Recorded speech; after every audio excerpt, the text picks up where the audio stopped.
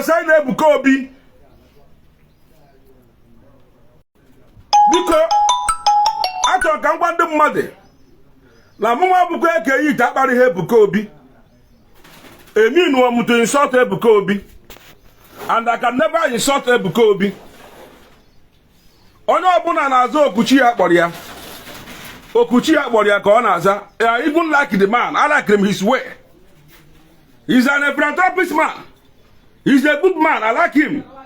Personally. Ndị ba ya ọsọ echekwa na agwa mmadụ na gịnị me na ọkụ dị over. Na ọkụ ma gịnị ọkụ dị over. Amara m ihe gbakwutere eke hit n'ime. Amara m mmụọ balị ime. Amara m mmụọ chili ewu n'ime. Because na gịnị me unu je chete mgbe ahụ achọka crucify ya Jesus Christ.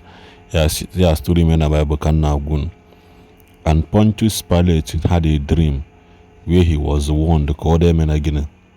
Ọ dị crucify na Jesus Christ. Mana mgbe ọ tete n'ụla nwunye wee sị listen to the voice of the crowd na na-asịkwanụ crucify ya crucify ya. Wee sị mana na o nwere ihe nwoke anụ nwa m unu asị ka crucify ya. Go and read your Bible ya afịa. So at the end of the day Pontius Pilate wepụta wee sị ha nna biko nu akpọnyere m Barnabas ka unu gara iji okwute wee tugbu m.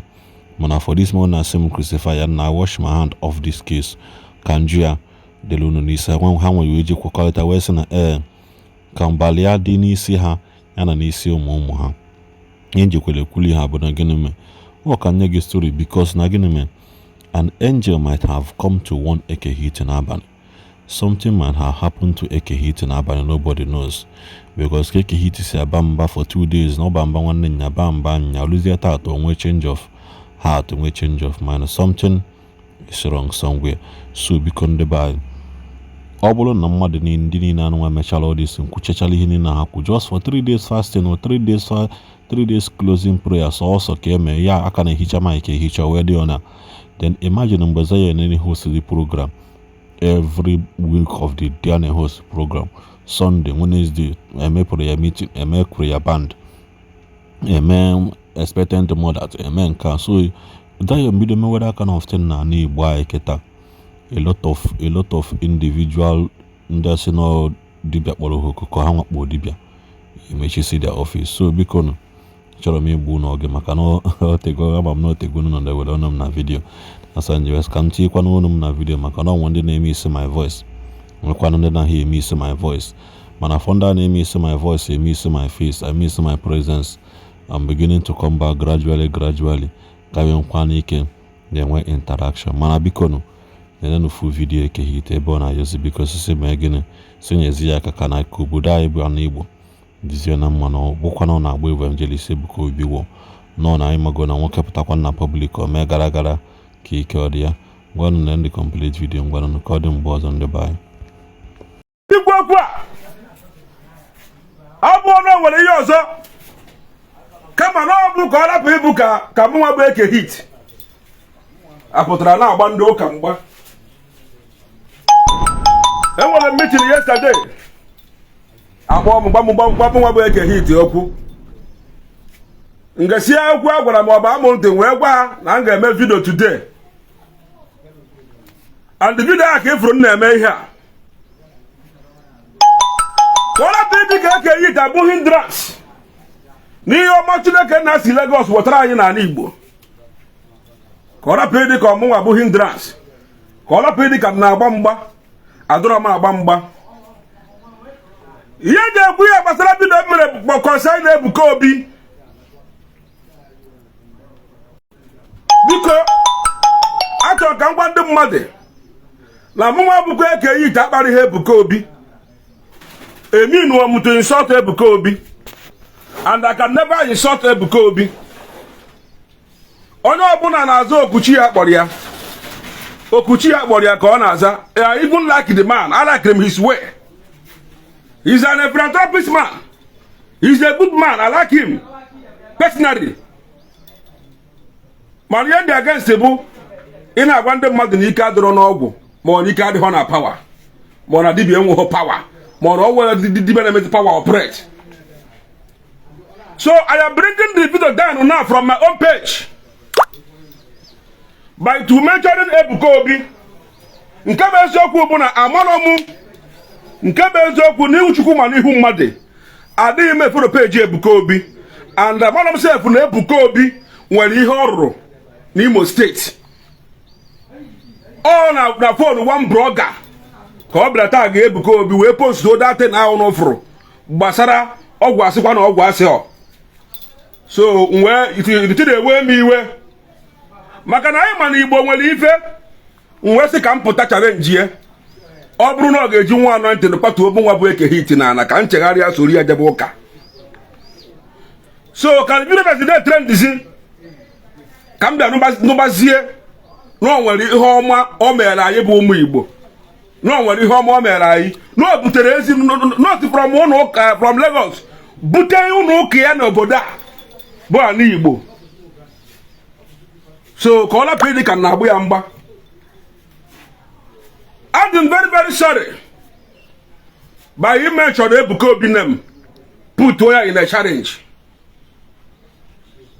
All you have to approve this message to say Ebuka Obi and the code one desire ministry. Now, more work a hit if you say. Now, I'm very, very sorry. By you Ebuka Obi Afa, Gioku and the put Oya on a challenge. You all the men, Marama. Ya na eme ihe ọ na-eme na-emere onwe ya kama ya biko ya marụ na ọdịnala dịbara gboo ya marụ na mgbọrọgwụ na mba ya Chineke na akara nwere ihe ọ na-arụ ya marụ na ọtụtụ ndị ụka emebe ọtụtụ ezinụlọ taa ha na-ata afụfụ ya marụ na some family na-ata afụ taa bụ ihe ndị ụka metara maka na ndị ụka ya bịa sịghụ na ọgbafọ nna unu na-emeghu iburu efo nna uje gba ya ọkụ echi ofe ata ya ụda ndị ụka ya sịgụ na ọkpari ọgbụmụ na-emeghu iburu akpari ọgbụmụ jebebisie kurisie echi ọ na-enye unu nsogbu ndị ụka ya sịgụ na ọgbụ ngwu na-emeghu eburu ngwu tụfuo echi ngwe ebe nsogbu ndị ụka ya sịgụ na ọgbara obere agụ na ọbụ ụdọ na-emeghu eburu ụdọ tụfuo echi ọ ebe nsogbu ha bịa anyị na-ekpe na nsogbu a maka any chọọchị ọbụla ị pụtara full crowd they are there for their problem. If they don't have a problem, they will not be there. Obuno ha problem. Obuno ihe na-akpọ onye ha ma na ebe a. Obuno na mmadụ ihe nwe problem ihe na-akpịa onye ha ma ngabe dibịa. Na onye nwere nsogbu na ngabe dibịa.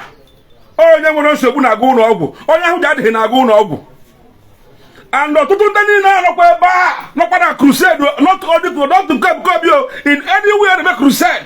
Ndị ọbụla efuru ebe a they are there for their own problem and they nwere ike the problem ha jikọba ka ha nọ na that place abụrụkwa problem aka ndụ kapụta. Ndị Christian bikonu anụ ọbụla kpa anụ ọwụ ya. But I am putting the challenge to all pastors. I am putting the challenge to all pastors. Only pastor Chori made this challenge accept. Should call me in this number 081 66 92 38 44. Obuno nwere a pastor. Nwere ike wepụta onwe ya. Were sị ya mere ba challenge accept ka ebe ya ni open field. Obuno obegide ekpere. Anati the butu omu nwa bụ eke hit. Nsoro pastor ajebe ụka. Ọ bụ na pastor ahụ ejiri ekpere butu omu butu anointing. Mụ nwa bụ eke hit kobi ya ọgwụ. Kwebi ya ajụ ma ajụ butuo ya. Ọ drop ọ Bible. Ọbịa na-akụziri mgbọrọgwụ na mkpa ahịhịa. Maka na ije na many churches today. Ije na different churches today. What they are all about, what they are after is that miracle. And then the mother there didn't know never miracle. Ndị mmadụ na-eji ntị anụ na ebe a na-emere ebe a na ebe a na onye mgbọrọ gara ije na ebe a na onye ọgwụ ikwuru okwu na ebe a na onye isi furu ụzọ ọ gaghị onye mgbọrọ agadi iji ma onye ọbụ onye isi ya furu ụzọ ma onye ọbụ onye ọgwụ ya kwuru okwu ma onye ọbụ ịmaka o si were bịa ịmaka o si wee mee ọkwa onye aghọrọ dị ka agbara. Ọ bụrụ na nwere any pastor at all si na ya na-eme onye isi ọfụ ụzọ ya bụ ọmụ nwa bụ eke ihe iti na ọ nwere ndị onye isi mma ka mgbojeri ya ka o mee ya ka ọ fụ ụzọ ka mberi ive ọ na ihe ọ na-ekwu bụ eziokwu. Ọ bụrụ na nwere pastor si gị na ya eme onye ngwọrọ ọ gaghị ije ya gwa m nwa bụ eke hit na ọ nwere ndị ngwọrọ mma ka m gbojere ndị ngwọrọ ka o mee ha ka ọ gaghị ije ka m mere ife ọdụ ihe ọ na-ekwu bụ eziokwu. Ọ bụrụ na nwere man of God sị gị na ya eme onye ogbi okwu okwu si gba m obebe eke hit ka m gbojere onye man of God ahụ na nwere ndị ogbi mma ka o mee onye ogbi ya ka okwu okwu ka m mere ife ọdụ ihe ọ na-ekwu bụ eziokwu. Ndị ụka kwụsị na ịghọghị anyị. I am still stand on my challenge. Man, I am telling people that Ebuka Obi is a good man. Ebe Chineke nna mere ya osi from Lagos wedata ihe ọma na Ndi Igbo ka ọ rapụ ịdị ka ndị mmadụ na-asị m na ọ bụ ya na-eme na ndị be anyị chichichachachi n'ụlọ ọ na-aha ha ahụ ha eburu akụ na-arụ na mba maka na abịa na nwana ha ya ebidipụta ha. No, ọ bụ na mmanụ ọ nwere ihe o butere na Imo steeti aka mere this president mma atakọrọ ya to avoid it damage his image. So I am putting that video down now from my page right now. Man, I still stand on my word by Ndoka. Not Ebuka Obi. I don't call him. Almost here because he just here on his own. A man I can't was on his own. It's a multi-date. But I did not call him now privately. So I am putting videos down. Makam boy alpha. Where's that one now? Ebuka Obi one name. You are a good man. You are a philanthropist man. Mana biko nyere m aka gba ndị ụka, nyere m aka gba ndị bụ ndị fake pastors, nyere m aka gba ndị aja ama ihe ha na-eme ọka na imirikiti ka akpọrọ mọne ka anyị batara. Nyere m aka gba ndị na ndị a bụ nsogbu ọtụtụ ezinụlọ nwere tata. Ọkwa ndị ụka je emebie anyị nwa bụ ndị dibịa na-agba afa na-achụ aja. Mụnwa bụ eke iti na-agwa m ọgwụ nke mụ na-arịa under 4 days. As long as ị nwere something doing na nwere ihe ị nwere ị na-eme. Mụnwa bụ eke hit ya gwụrụ ọgwụ ole under 4 days. Mana tupu m gwara ọgwụ mmegbu ụzọ gbara gị afa mara ma onwe ihe ga-egbochi ọgwụ a na ọgwụ agha ere. Onwe ihe ga-egbochi ọgwụ a na ọgwụ agha ere. Mgburugoro ụzọ sụ ụzọ ọgwụ ahụ garụ. Ọ na bụ ngwa ọgwụ a under 4 days efu ya ọgọdụ na iji ego I will work it for you. Dibia igosi gị na mgbọrọgwụ na akpa ahịa ka na-arụ ọrụ. Onye ọbụla tụsa meseji ya ka ọ gaa viral ka o nwee ike iru ndị Zion ministry ntị. Ka unu gba ndị Zion ministry that I am not their enemy. Adịghị m agba ha wọ n'akpa n'obi ọkụ ka m nwere ndị amastaza ndị ọ na-anụ m ọkụ n'obi masị ka a na-ama aka maka na o nwere nkata ọgwụ m nwere enwe aka atọghebe atọghe nkata ọgwụ o nwere ọgwụ m nwere enwe dị na bọs eji emeghe emeghe na-achọ ebe ọ ya eje eje ka afụ na ike dị ka afụ na eji afọ ọkụ aṅụ tii. O nwere bọọsụ ọgwụ nka wuru ọka dị emetụbeghị ya aka ejighị agwa were ejighị egbu ite ejighị eme ihe ọ na-eme bụ mgbe ka a na-ama aka ọ ka dịkwa dị ọ nkata ọgwụ a ka a chọrọ ka m bupụta ka ụlọ fụ ya. Mana biko nụ onye furu meseji ya tụsaa ya ka ọ gaa viral ka ọ gwa Ebuka Obi na maduro against him na abụrụ m his enemy and I can never be his enemy.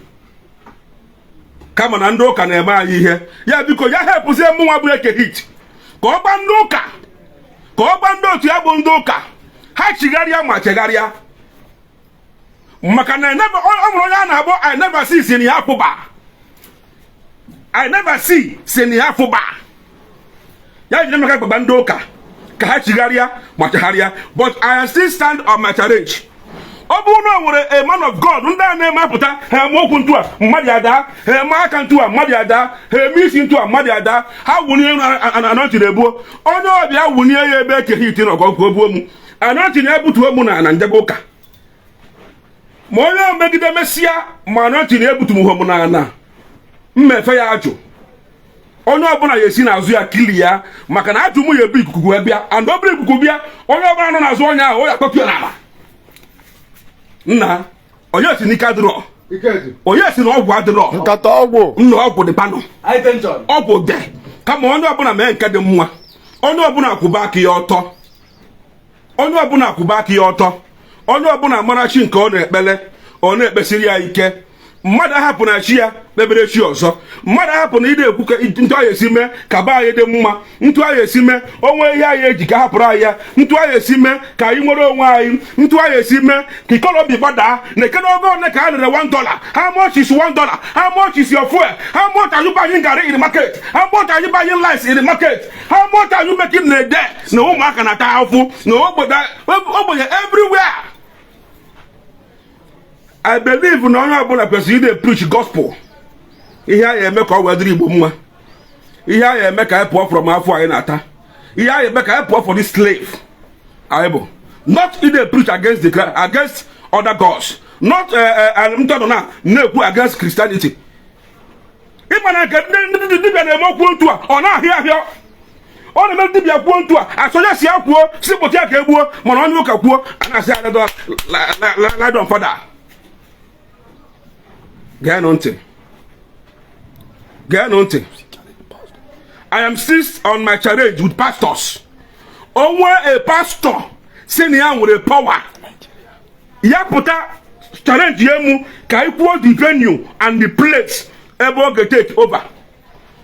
Lord go mgbe ndị dibịa and okwu a na-ekwe I am not saying it alone. I am not saying it alone. Ọ bụ dịka ọ bụsọ eke ihe ji na-ekwu ya ana m ekwuchite ọrụ ndị dibịa ndị ọzọ gasị we are many n'ọbụ oruzu n'afọ ha oruzu n'afọ ka asịpụta. We are tired of iji anyị egwu we are tired of ihe anyị ndị ụka na-emebisi we are tired of ndị ụka si eme anyị ọ dịrọzi mma. Onye ọbụla chọọ ka anyị esi mee ka obodo a dị mma. Onye ọbụla chọọ ka anyị esi wee mee ka obodo a dị mma. N'ọrụ njọ ka aka anụ so ka ọ rapụ dị ka asị na ọ bụ so Nneka Ebuka Obi ka m pụtara challenge ya na ndị challenge kịta na-abụ all pastors isi na-egbu pastor na nwere power na nwere power na pastor na nwere power na ume ego usuru ya ịpụta nwụ challenge ya wee kwụrụ ya ebe ị nọ ọ bụghị iru m nso maka ebe iru m nso ihe iru m nso ị ga-anọ m ya dị ka ebe at least 20 feet gap na ọ ga-ebe 20 feet gap mgbe si nta wee nọ i were begide adatịrị iwu mee mutu a nna from that minute jebe ụka mana ọ bụrụ begide becha ikwuo n'ikpecha na ikwuo ekwuo ebe ndị minutes ọ ya abụ ihe ekpe ya ma ọnụ awa na awa maka you will not keep me standing mkpụrụ ọtọ for more than 3 hours adụghị ebu m n'okwu ekwuo ebe ndị minutes ọ ya abụ ekpe ya na nchere gị were bịa nke bụ ama nkarị ozugbo 4 minutes ome ọbịa ịda mgbidi ya ụwa mụọ ha mụ anya ụwa mụọ ha mụ ya ite onwe ure ọ bụrụ nwanne nwoke afọ ya bụ aka arụsị agba na ọ bara nkịtị ya bara nkịtị ya bụ tebe onwe gị ure tebụ na anyị ure so adịghị mma challenge so ori Ebuka Obi and I am no longer Ebuka Obi akparịghọ gị ọ ka o si wedịrị nka si wee kwu so that video m mere mmepe uri ya dan ka ọ rapụ ịdị ka na-agba mgba n'ihe ọmachukwu mere ibutere anyị ụka dịkwa mma I love church mmụnwa abụ eke yiti na-aga church once in a year mmụnwa abụ eke yiti na-aga church once in a year so I am not trying to touch anointed and I am not trying to do prophet any harm as Bible said onye ọbụla nwere okpu okushi agbọrọ ya onye ọbụla aza nke ya ka nza nke m mmadụ amazụrụ ume were nke eti na nke onye ọzọ ihe njikwa okwu abụ maka ndị na-asị Ebuka Obi na mụnwa bụ eke yi dakpara na agbada Ebuka Obi ma ọ na anyị dị anya ukwu ma ọ na Igbo afọ onwe ha n'anya no ọ bụrụ ihe mmeri Ebuka Obi my family nwunye nna m bụ Zion ministry Emeka ma ebe ọ ka nọkwa Imo State up to now ha nọkwa na Zion o jikwa ego agụ nakwa egbu ya ime ọdọnọ they feel that na ha nwere the love to the Ebuka Obi and they have believe na chi ya bụ ezigbo ochi on their own so I can never stop them to go there so let no anyone to stop anyone that come to my own place it's not good heriba n'ụwa bụ aka nni kwa aka ekpe aka ekpe akwa aka nni n'ogwe Chukwu a ka anyị na-ekpere na ọ nwere ati ebe na mụnwa bụ eke iti ya ọja kpọkọ Chukwu ọ nwetara ebe na mụ eke iti ya ọgwụ gbọcha ọgwụ akpọ Chukwu sebe ha bịa mee ka ọgwụ adị ire maka na m enye Chukwu na ma anya ya adịghị eme mana asị m sịsị makwa mara na mrikiti ka a kpọrọ ma one ka a ghọtara onye ụka ọbụla chụgị mgbe challenge bụ pastọ ngụ maka ndu yo miracle mma kpọtara agụ mmadụ mma kpọtara agụ onye isi gwọ ọfụ ụzọ denu kezie m ofu onye na-azụ ahịa si m gwa ọrụ ọgwụ nnafọ odezi ka ahịa na-ekwo ekwo ọ bụrụ na meme nwo ya I will stop my native doctor immediately onye ọbụla nwere akara ka o ji wee bịa ụwa onye ọbụla nwere okpo ka o ji wee bịa ụwa mmadụ amazụrụ ma were efe egwu na-eti afọ ngwere ma were afọ ngwere na-eti n'afọ oke ọ mụnwa bụ ego etikwuru okwu a si tụtụsa ozi a ka ọgọ onye ọbụla ntị sumori ya gasị ya